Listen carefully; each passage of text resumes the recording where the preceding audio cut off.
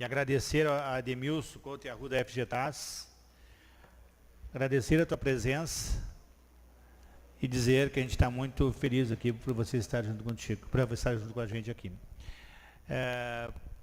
Pode começar a tua fala bem tranquilo, tá? Está em casa. Antes de mais nada, eu gostaria de agradecer a oportunidade de a gente estar aqui falando com vocês. Acho que não... Eu costumo falar bem alto, mas eu acho que nessa casa não vai dar. Então, acho que não está ligado. Aê, agora sim, agora sim. Eu estou vendo que tem alguns professores aqui, eu também sou professor, então como todo professor a gente acostuma falar bastante alto, mas numa casa como essa fica um pouco difícil. Meu nome é Ademilson Arruda, eu hoje coordeno o Departamento de Formação para o Trabalho na Fundação Gaúcha do Trabalho e Ação Social. E eu sempre digo que eu defendo essa casa com muito orgulho, porque a Fundação, ao dizer e me apresentar como um membro da Fundação Gaúcha do Trabalho e Ação Social, eu digo para a sociedade que a gente trabalha, que a gente pensa em soluções para o mundo do trabalho, que a gente ouve as problematizações e a gente tenta chegar em algum lugar e fazer proposições. Bom, dito isso, eu vou dizer para vocês que, para quem não sabe, a FGTAS é quem administra o SINE, o Sistema Nacional de Emprego, no Rio Grande do Sul. Então, tudo que vocês ouvem falar do SINE em relação ao seguro-desemprego, à busca de vaga e coisas tais, ao artesanato também, o Programa Gaúcho de Artesanato, tudo isso é administrado por nós. Bom, fazer um parêntese aqui, dizer o seguinte, volto a dizer, a minha origem é em sala de aula, então como todo professor, a gente também não está acostumado, a gente também está tudo tranquilo, a gente está acostumado com o movimento, então quem tiver com fome, eu não me incomodo mesmo, tá? Vocês podem vir pegar um docinho, uma bolachinha aqui que está tudo certo, tá? Eu não me incomodo, eu vou falando aí e vocês vão, né? Bom, antes de mais nada, eu gostaria de dizer para vocês que aqui a gente tem uma razão muito específica de estar aqui hoje, que a gente vai falar sobre um assunto que para a gente é bastante caro, que a gente vem pensando bastante nisso e vem dialogando muito, principalmente na região metropolitana, que é onde a gente tem mais acesso. Eu queria falar um pouco sobre educação continuada, mas em alguns pontos bem específicos, porque eu gostaria de aproveitar, porque eu percebi aqui que aqui nós temos aqui os formadores, muitos professores, muitas instituições, nós temos aqui os alunos também, e nós temos também aqui alguns empregadores, alguns gestores, então foi uma escolha minha nesse momento. Eu optei por não usar o slide que eu tinha preparado, porque é uma sala bastante heterogênea e eu quero falar bastante para os alunos aqui então, né? Então vou mudar um pouco o foco e dar bastante atenção para os alunos que aqui estão. Antes de mais nada, eu gostaria de dizer para vocês, situar vocês um pouco, especialmente aos alunos, tá? Aos alunos que estão aqui, que devem estar morrendo de fome. Vou dizer para vocês o seguinte, minha origem, eu sou um cara da zona norte de Porto Alegre. Quem aqui é de Porto Alegre? Tem uma galera de Porto Alegre aqui, né? Tá, então vocês conhecem ali Sarandi, Rubem Berta, vocês sabem como é que é. Eu sou um cara que eu tenho 45 anos e a Vila Santa Rosa, quando eu era gurizão, era um lugar, não que hoje seja muito diferente disso, mas era um lugar extremamente violento. E hoje talvez esteja um pouco melhor do que era. Então, aonde eu nasci e para onde eu fui criado, era uma localidade onde, se a gente terminasse o ensino fundamental, a gente já estava no lucro. Então, para os meus pais, era uma mãe doméstica e um pai pedreiro, para eles a obrigação era terminar o ensino médio. Se a gente terminasse o ensino médio, nós já era topzera lá na vila. E era verdade, porque a maioria tinha 5º ano, 6º ano. Então a gente estava na crista da onda. A relação era tão difícil com a educação por parte da minha família, que, para vocês terem uma ideia, que quando eu resolvi fazer a faculdade de História, quando eu tinha 19 anos, eu tive que brigar com meu pai, porque para o meu pai era uma questão bem simples. Eu ganhava dinheiro, eu trabalho desde os 14 anos, e eu ganhava dinheiro e eu tinha que ajudar em casa. Eu não tinha que pagar a faculdade. Na época, eu entrei numa faculdade na antiga FAPA, que agora é Uniriter, que agora eu não sei se continua sendo Uniriter, mas era paga. Então, eu tive que comprar uma briga em casa, porque eu fui o primeiro dos meus irmãos que fez a graduação. Bom, a minha relação com a educação sempre foi muito importante. Eu não via outra forma de eu conseguir sair daquela realidade se não fosse pela educação. E desde cedo eu tinha a noção de que a educação, para mim, deveria ser continuada. Aquela ideia que o meu pai tinha, que a minha mãe tinha de uma profissão estanque, ela não existia mais para mim. E já naquele momento a gente já falava sobre isso. O que eu vou dizer para vocês? Algumas coisas na minha vida, elas direcionaram bastante o tipo de foco profissional que eu ia ter. Não é à toa que hoje, nos últimos 12 anos da minha vida, eu tenho me dedicado a pensar as relações do mundo do trabalho. As relações entre os formadores, os empregadores e o trabalhador. E pensando nisso, a gente aqui resolveu separar um pouco essa fala sobre o tipo de educação que a gente quer quanto aluno, o tipo de educação que a gente quer como formador e o tipo de educação que a gente exige como empregador. Bom, a gente não pode negar que o mundo que a gente vive é extremamente tecnológico e que provavelmente qualquer dado referente à tecnologia que eu fosse dar para vocês aqui, ele já seria obsoleto a partir de amanhã. Não tem como negar isso. Então, possivelmente, aliás, bom, eu vou fazer um recorte bem rápido aqui para vocês, só para vocês saberem que alguns dos dados, como esse próximo que eu vou dar, eles foram retirados dos últimos 2 fóruns de economia mundial. Então, esses fóruns econômicos, eles também se preocupam demais com o mundo do trabalho, porque obviamente a mão de obra impacta a economia dos países. Conforme o Fórum Mundial da Economia, 65% dos alunos que estão na formação básica no mundo irão trabalhar, quando chegar na minha idade, em profissões que ainda não foram criadas, ainda não foram inventadas, ou se estão sendo inventadas, ainda não foram solidificadas e organizadas de forma sindical ou coisas assim. Tá? Então, o que a gente está querendo dizer com isso? É apenas para a gente pensar junto, porque esses levantamentos, eles dão um norte, eles apontam alguma razão para nós.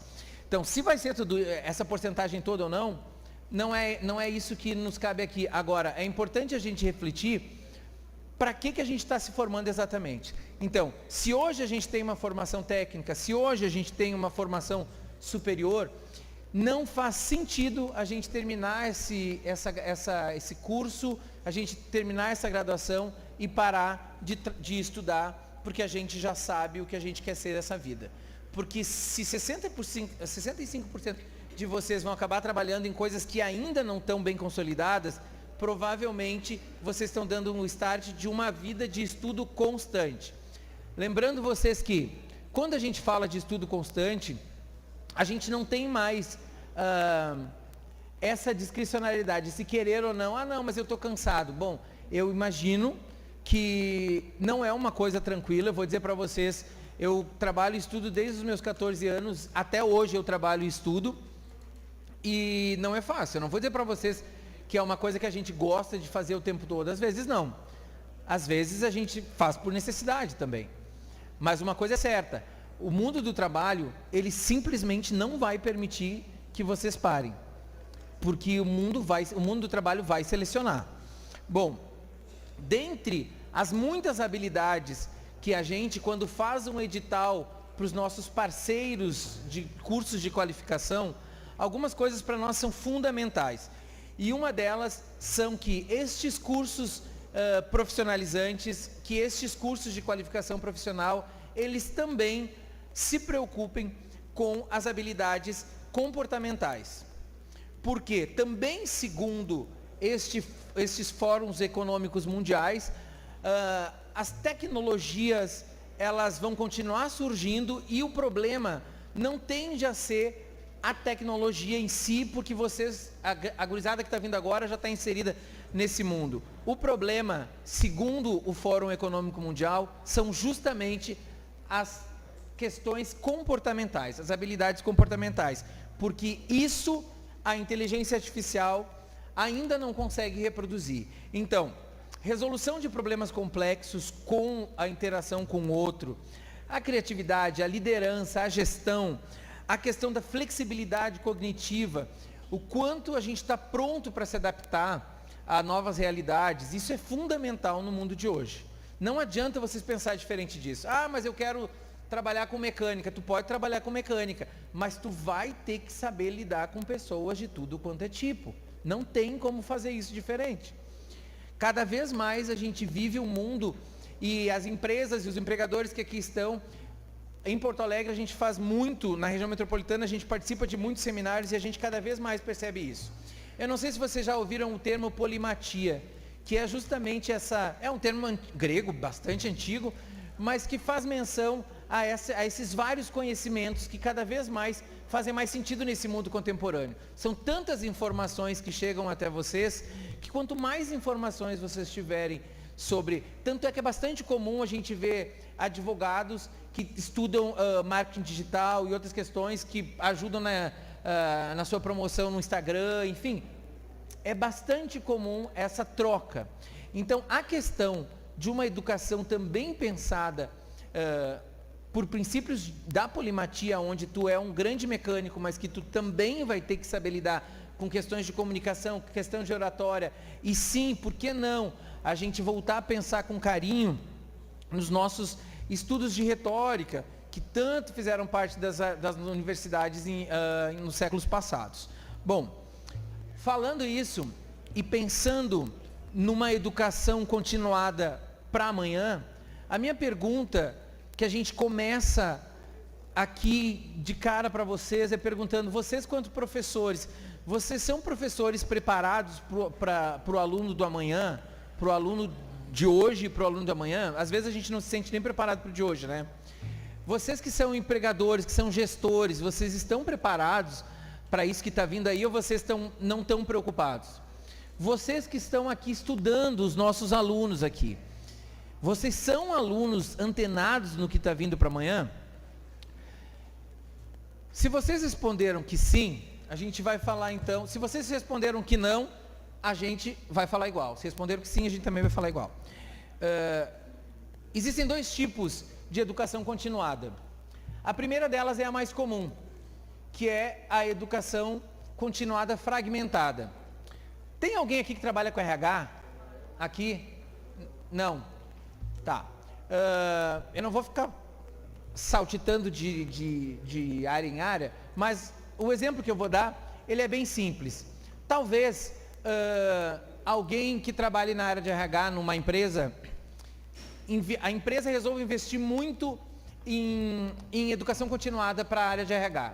Então, vai falar de comunicação, vai falar de relações humanas, e lá na área de vendas, também vai falar sobre comunicação, sobre persuasão, só que as palestras elas não se conversam em si. Então, ou seja, numa mesma organização, por isso que eu chamo de educação continuada fragmentada, e isso é tão comum acontecer, inclusive talvez aqui na própria Câmara, se vocês forem verificar os projetos, às vezes tem vários projetos muito parecidos que nem sabiam da existência um do outro, porque existe o investimento, existe o esforço, porém, às vezes numa mesma organização, as pessoas acabam tendo uma visão diferente do cliente, porque essa educação continuada ela não está sendo pensada de uma forma homogênea. A mesma coisa acontece nas escolas às vezes, quando a gente pensa em grandes projetos de matemática, de história, e pensa, história é minha área primeira, né? Então, eu tenho como muita referência muitas coisas que eu fiz em sala de aula e eu percebo que é bastante comum acontecer. Aí a gente percebe que a visão do aluno profissional que a gente tem é muito diferente dentro de uma mesma instituição. E às vezes é importante a gente sentar junto e resolver, bom, que tipo de educação continuada a gente quer. Existe um outro tipo de educação continuada que no mundo moderno faz muito mais sentido. Tem professor de matemática, eu estou vendo uns que tem cara de professor de matemática, estou até com medo, tem professor de matemática aí, né? Lá no fundo é professor de matemática, né? Física, mas aí também, aí deu ruim para mim, porque eu vou falar agora. Deu ruim. Tá, mas assim, Por que eu estou falando isso? Porque a próxima coisa que eu vou falar agora é sobre o tipo de educação continuada que seria o ideal para o mundo moderno, conforme, obviamente, aquilo que a gente tem visitado sobre o mundo do trabalho e tudo que envolve o mundo do trabalho, que é a educação fractalizada. O professor de física e de matemática vai saber explicar melhor do que eu o que é a questão do fractal. Eu vou tentar ser bem simples aqui, até porque eu sou de humanas, só para vocês entenderem, eu fiz história, dei aula 12 anos, depois fiz direito e me formei em direito há mais ou menos uns 15 anos. Então faz tempo que eu já não estou mais em sala de aula. Mas assim, e já quando estava, eu já não era muito bom em matemática, nunca foi a minha. Então me perdoem aí. Mas o que é o elemento fractal? É um elemento bastante comum na natureza, que diz o quê? Que uma mesma forma repetida várias vezes, ela somada, ela faz uma coisa muito maior e que faz sentido. Eu estou sendo tentando ser o mais lúdico possível. Vou dar um exemplo para vocês. Vários triângulos, se vocês pegarem vários triângulos, desenharem um triângulo assim e um triângulo assim, e vários triângulos assim repetidamente, vocês vão ter ali o quê? Vocês vão ter um floco de neve, que é o que quem estuda a questão do fractal chama aquilo do floco de neve de Koch, que é um dos estudiosos da área que diz, então, vários triângulos vão formar uma outra forma. Ele vai ter uma outra forma. Isso acontece na pinha. Se vocês forem pegar uma pinha, vocês vão ver que, se vocês forem desmembrar a pinha, o formato ele é muito parecido, aí várias vezes daquele mesmo formato cria aquele volume com aquela imponência. Os estudiosos do fractal falam que acontece a mesma coisa, enfim, em rocha, samambaia, nuvens. Por que a gente traz essa educação continuada, fractalizada? Porque no mundo moderno só faz sentido uma educação continuada se esses vários pedaços conseguirem somados formar uma coisa maior que eles. Tanto numa empresa, numa organização, quanto numa escola, quanto na vida profissional individual de vocês. Não faz sentido a gente buscar uma educação continuada completamente desconecta daquilo que a gente está vivendo na realidade e das necessidades reais. Para que a gente tenha uma educação continuada fractalizada, é importante alguns elementos. E um elemento básico é cada um saber o seu papel, cada um saber a sua característica. Eu, por exemplo, eu posso dizer para vocês que toda a entrevista de emprego, que já faz bastante tempo que eu não faço, mas assim, eu sempre fui muito sincero quando me perguntava assim, aquela clássica de qual é o seu defeito. Eu digo para vocês o seguinte, eu sou extremamente esquecido, sou extremamente distraído, eu tenho outras qualidades que eu considero incríveis, eu gosto bastante das minhas qualidades, eu me gosto bastante.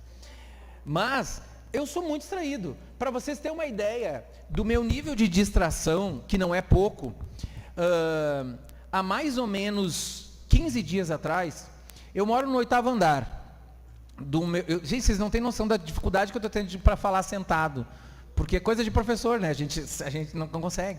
E eu estava subindo para o 8º andar e entrou um cara, um vizinho meu, acho que era vizinho, nunca tinha visto, com a mão cheia de tangue, de suco, tangue.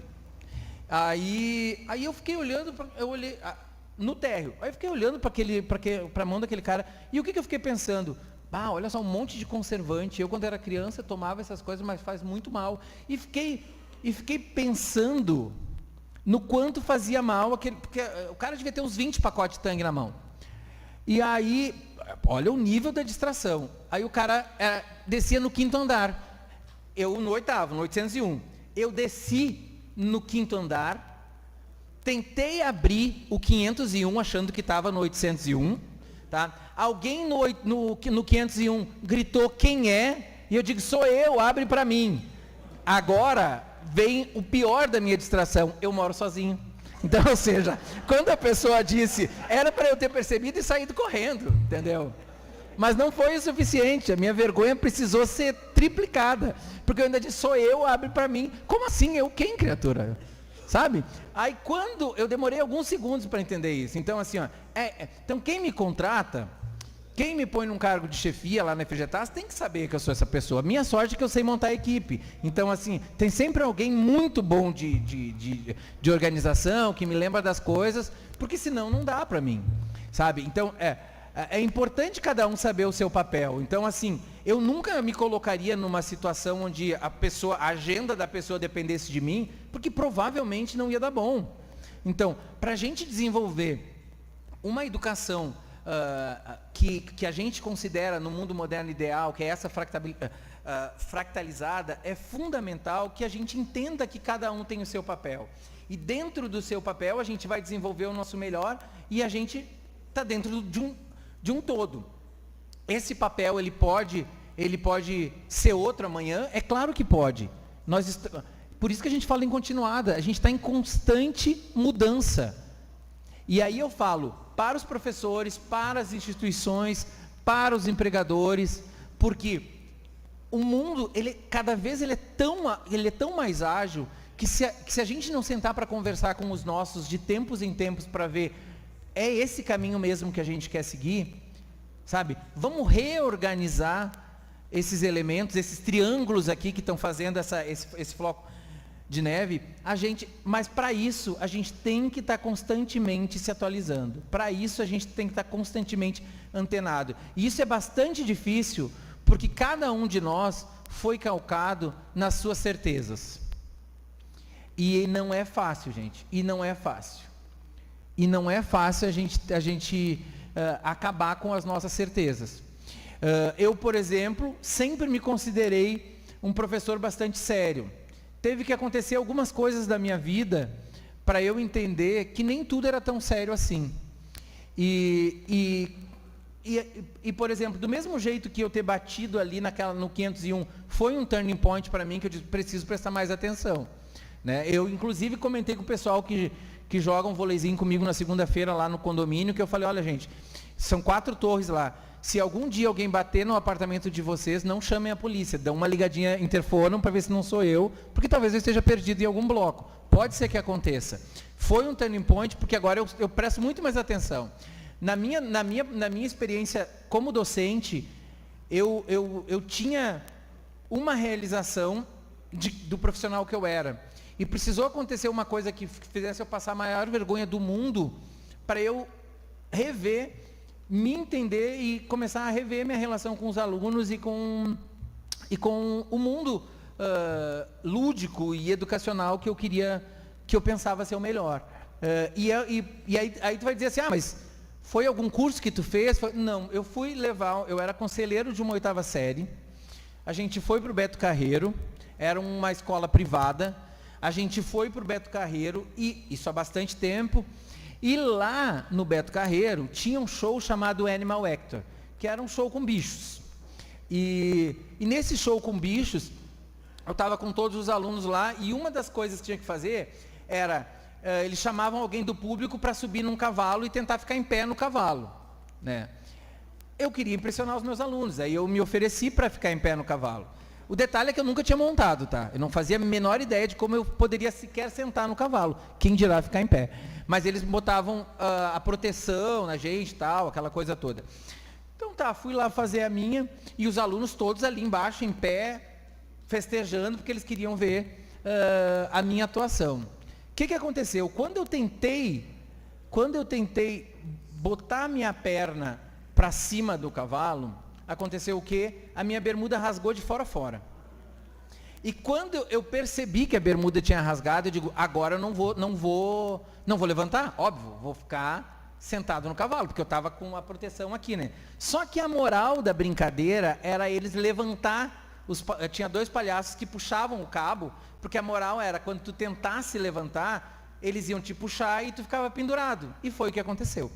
Então, confesso para vocês que, a partir dali, eu comecei a rever a forma como eu ia lidar com os meus próprios alunos, porque ali, ou eu levava aquilo na brincadeira, porque foi constrangedor, e eu encarava aquilo ali como algo, tá, beleza, vamos ter que encarar isso aí numa boa, ou resolvia tornar isso um problema, e não quero que falem nisso, porque olha, respeito e tal. Só aconteceu, para mim foi um turning point que fez com que eu começasse a ver minha relação com os alunos diferente. Cada um tem o seu próprio turning point que faz a gente dar aquele estalo e dizer, putz, será que eu estou caminhando para o lado certo? Dentro dessa ideia de uma educação continuada, fractalizada, além de tu saber o teu papel, é importante que haja um elemento de troca, ou seja, que seja bom para todo mundo. Quando tu vai... Porque, o que eu quero dizer com isso? Se é numa empresa, é importante que tu cresça naquilo ali e que a empresa também ganhe. Se é numa escola, que tu evolua naquilo ali, mas que a escola também ganhe com aquilo que tu está produzindo educacionalmente. Tá? Então, assim, ó, tem que ter esse sistema de trocas. E, por último, é a melhor tradução que eu achei. Eu não achei esse livro que eu li a respeito disso, eu não achei ele em português. Mas a melhor tradução que eu achei seria: importante ter uma ameaça, mas ameaça não é exatamente a palavra certa. Seria aquela motivação de que tu sabe que tu precisa fazer tal coisa, porque senão tu vai ter um revés. Ou tu não vai conseguir o emprego, ou se tu já está empregado, tu não vai conseguir a tua promoção.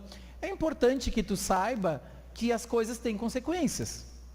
Então, dentro dessa linha, a ideia é que tu retroalimente este sentimento a cada curso que tu faz, a cada mudança que tu sente, porque essas mudanças podem ser tecnológicas ou podem ser comportamentais, mas é fundamental que a educação continuada, ela seja fractalizada. Dentro disso, eu aqui, como representante da FGTAS, Paulo, por favor, o Paulo é o nosso coordenador aqui da agência de Bagé, e às vezes a gente sente que existe já um pré-conceito em relação às políticas públicas de trabalho. Então, é fundamental que os sindicatos, que as instituições de ensino, que a gente consiga dialogar com vocês, porque simplesmente a gente só consegue entender o mundo do trabalho a partir dessa troca. Porque para nós, para a gente continuar melhorando de forma fractal, só faz sentido se a gente entrar em contato com vocês. Porque que tipo de profissional que a gente está empregando? Às vezes a gente vê na televisão, quando vai alguém de uma empresa e diz, que não tem gente qualificada. Pois é, mas de que forma está se conversando com os órgãos que podem qualificar? Porque daí o que acontece? A gente verifica que, muitas vezes, existem os cursos para qualificação, mas não é o que o mercado exige. Tem muita gente formada em profissões que já não...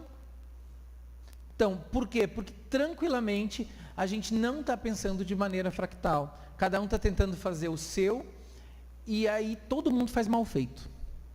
Né? Pensando, sendo bem sincero e vendo como as coisas acontecem no nosso dia a dia, né? A partir da nossa relação com o mundo do trabalho e com tudo que envolve o mundo do trabalho. Né? Eu vou dar um exemplo que eu estava falando há pouco com o Paulo. A gente tem secretarias, muitas secretarias, e às vezes a gente percebe que assistência social, que trabalho, que todo mundo faz intermediação de mão de obra, todo mundo faz qualificação. Por que a gente não se organiza e não diz, olha, quem faz o quê? Entendeu? Cada triângulo vai lá e a gente faz o nosso grande floco de neve aqui. Quem sabe a gente não consegue fazer uma coisa de uma maneira melhor. Nós na FGTAS estamos aí dispostos a ajudar a qualquer um de vocês, sempre que vocês quiserem. Desde os alunos podem nos procurar querendo emprego, desde os sindicatos, os professores, a gente está aí para ajudar vocês, entendeu?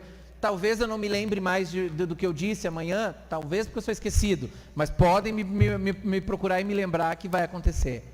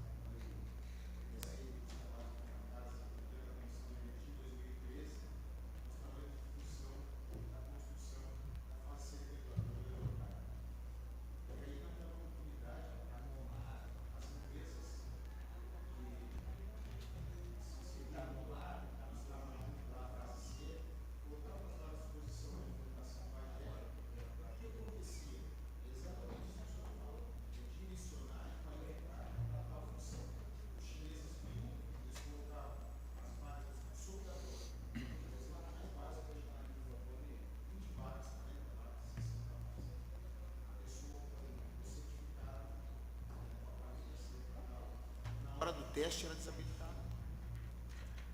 A solda deles era totalmente diferente da necessidade. Exato. Então, assim, e nós passamos, naquela época, a divergir dos gestores, porque nós pactuamos que, esgotando a mão de obra local da região da campanha, aí sim. E aí o pessoal começou a trazer gente da Bahia, do Recife, e os nossos trabalhadores qualificados permaneceram desempregados aqui na região.